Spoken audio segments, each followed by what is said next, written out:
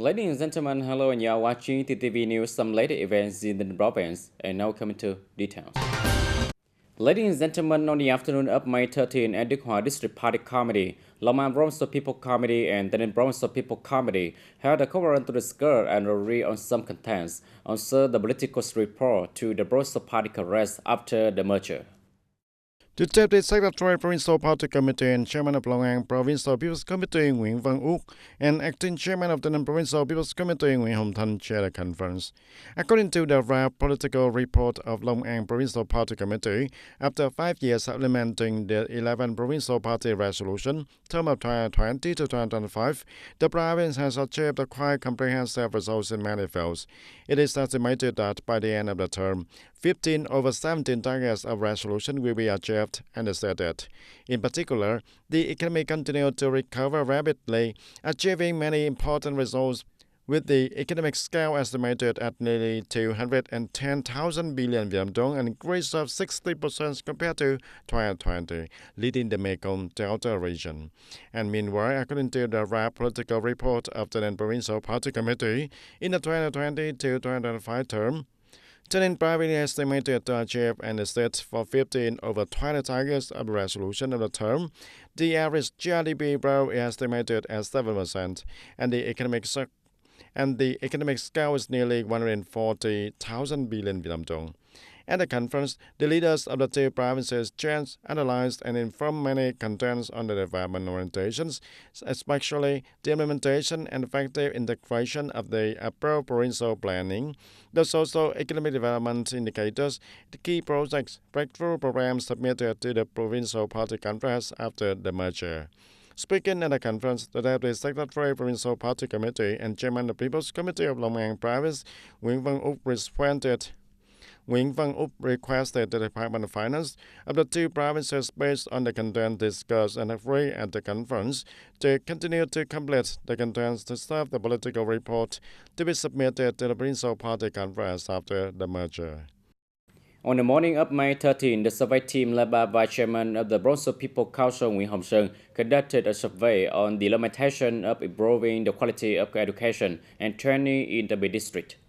The team surveyed and worked at Hoa He Primary School and Vang Dom Kindergarten.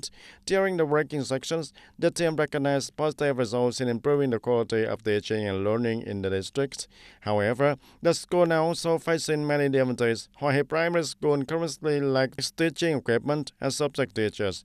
Meanwhile, Vang Dom Kindergarten is facing a shortage of teachers.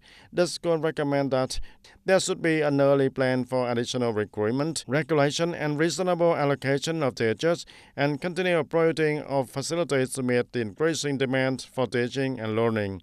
The team noted the difficulties and recommendations of the school, synthesized and forwarded them to the relevant agencies for consideration.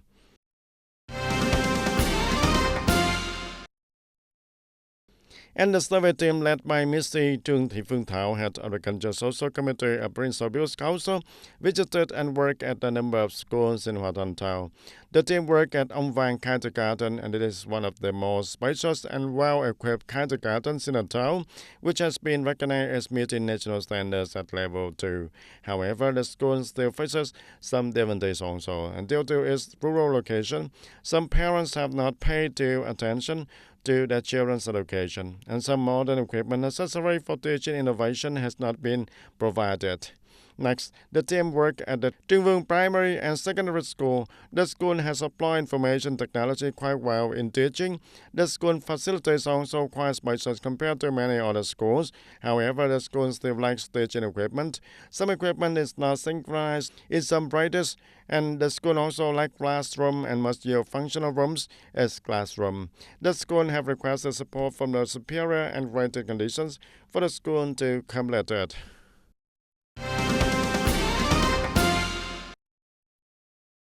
And on May 13, the Party Committee of Division 5 held a conference to summarize the 10-year supplementing Directive No. 5 of the Police Bureau on promoting the study and following Ho Chi Minh's ideology, morality, and lifestyle for the period 2016 to 2005.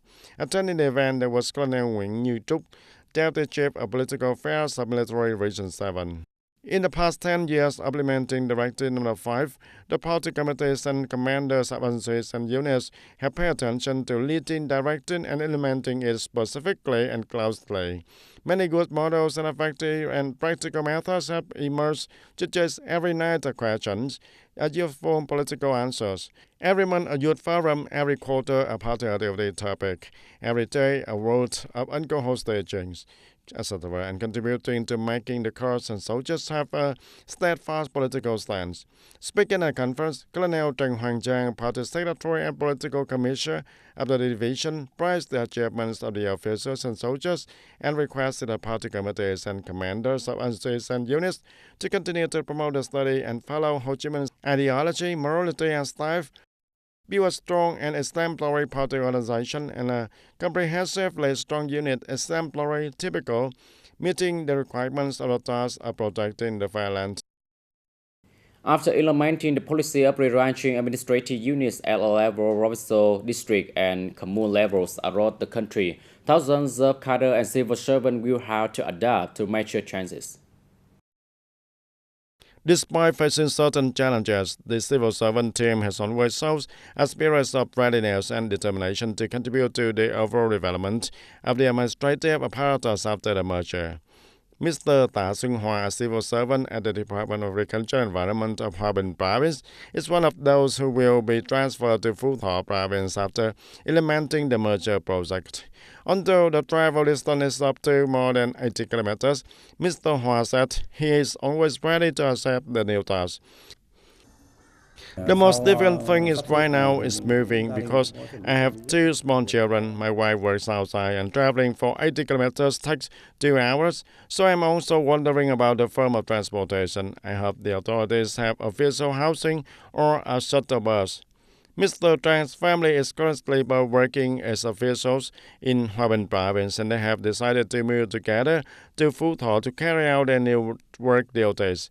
I hope there will be a support policy for official housing. Localities are also actively looking for ways to institutionalize support policies so that civil servants can work with a peace of mind in the new administrative units.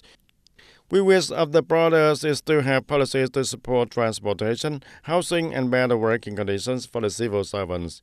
And on the sidelines of the National Assembly, many delegates also said that quickly having support policies will be a solid foundation to have civil servants stabilize their work in the long term. Can provide additional support on transportation, the fuel costs, lodging, communal housing to make the living easier.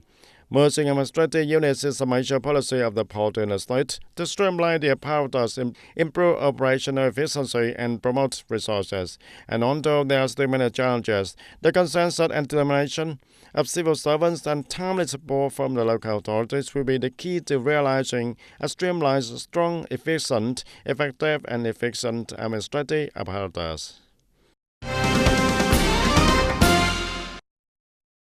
And on the occasion of the 50th anniversary of the National Day, September 2nd of 1945, September 2nd of 2025, the People's Committee of the Province required investors of construction investment projects to speed up the construction progress of ongoing projects to organize the inauguration and put them into operation and use.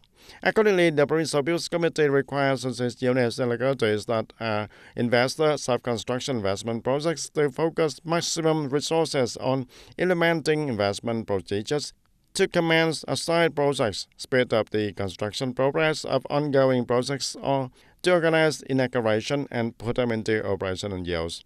At the same time, review and register projects and works eligible for commencement or inauguration to celebrate the 80th anniversary of the National Day according to the direction of the Prime Minister in Official Dispatch number 57. Provide the full information about the works and projects name, the type, the scale, investment capital, accompanying documents confirming eligibility for the commencement, inauguration, etc. to the Department of Construction before May the 15th of 2025.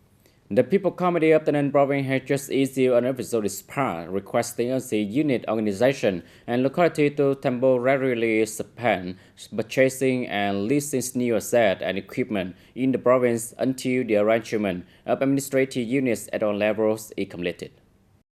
Currently, the province is implementing the arrangement of administrative units according to Resolution number 76 dated April 15, 2025 of the National Assembly Standing Committee. Therefore, in order to facilitate the process of arranging the organization and apparatus to ensure that public access are not lost or wasted, the Provincial Business Committee requests agencies, units, organizations, and localities to temporarily suspend purchasing and leasing new assets and equipment in the province until the arrangement of administrative units at all levels is completed. As for public service units that are not affected by the arrangement or mergers, depending on a specific case, the necessity and the budget assigned at the beginning of the year will be decided by the agency or person with the authority to decide on the purchase of lease of assets. In recent time, localities in Hà Tĩnh have resolutely implemented many plans to carry out the movement just hand to eliminate temporary and dilapidated houses, thereby ensuring the completion of the target of eliminating temporary and dilapidated houses before May 19. To implement the program of eliminating temporary and dilapidated houses for the poor households, near-poor households, and the households with meritorious services, from the beginning of 2005, Kỳ Anh Town quickly established a steering committee, conducted a review and synthesis of their subjects. Accordingly, the town has 47 houses of poor households and 30 houses of meritorious services that need to be built and repaired. In addition, 56 households with difficult circumstances have also received support from the government to build new houses. The house is degraded and dilapidated and collapsed. Now the government is supporting me to repair it. Now I have a house to live in for the rest of my life, which is very satisfying. The Valiant Front and mass organizations support working days and supplies for the poor, near-poor, and extremely disadvantaged households, such as posts, pans, beds, etc. And thanks to the drastic implementation of many solutions, Kỳ Anh Town has so far completed the construction and repair for 133 over 133 houses for the poor, near-poor households with meritorious services, and households in difficult circumstances also. And it is the first locality to reach the finish line in the program to eliminate temporary and dilapidated houses in Hà Tĩnh province. In addition to the support resources from the central government and the province, Kỳ Anh Town has called for and mobilized nearly 4 billion Vietnam dong to build and repair for the disadvantaged households and support essential items, support the livelihoods to improve the income. Implementing the Prime Minister's directive on accelerating the implementation of eliminating temporary and dilapidated houses nationwide, Hà Tĩnh province has mobilized nearly 207 billion Vietnam dong to implement, and to date, the locality has started construction on over 2,270 houses for the subjects, of which nearly 2,100 houses have been completed. It is expected that more than 170 remaining houses will start construction and be completed before May 19. In order to strengthen the state management in the fields of food safety, the Department of Industry and Trade of the Ninh Province is implementing a plan to inspect compliance with the legal regulations related to the food safety in the province. The inspection will be carried out from May 12 to May 31st of 2025, focusing on high-risk items such as milk and health protection foods, products that are widely consumed in traditional markets and supermarkets, grocery stores, and on the commerce platform also. In addition to inspection activities, the working group also increased propaganda and guided the business to raise awareness and strictly comply with food safety regulations, contributing to building a transparent business environment and protecting the people's health.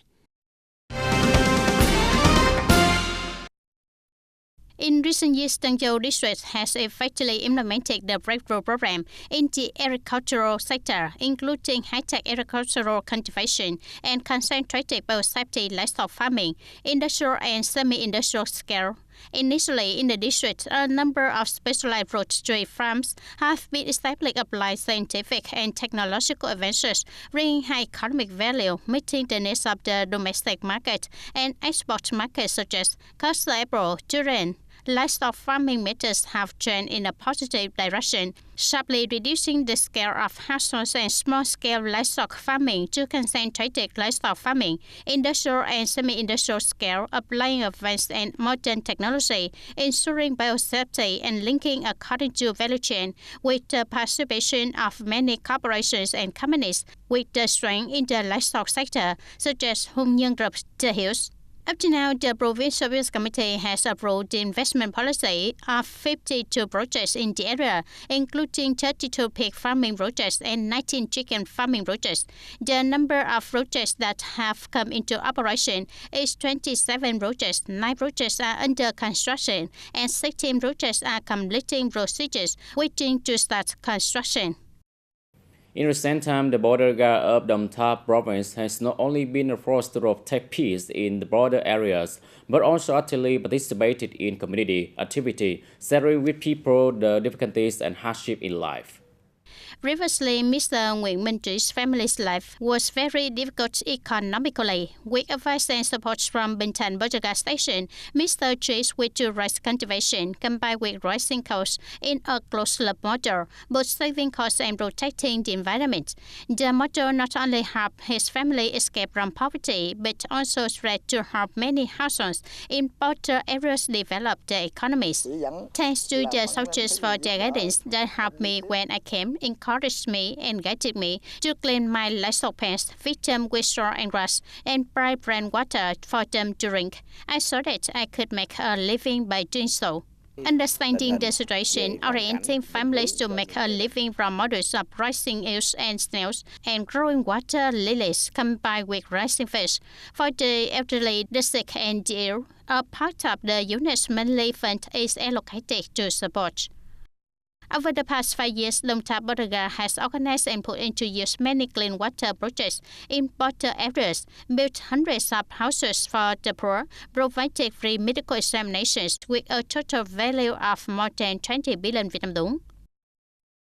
The activities of the annual National Border Festival have also created both material and spiritual strength, motivating officers, soldiers of the border and people in the border areas, together with local party committees, authorities, border forces, and forces on the border to build, manage, and protect the sovereignty and security of the national border in the new situation.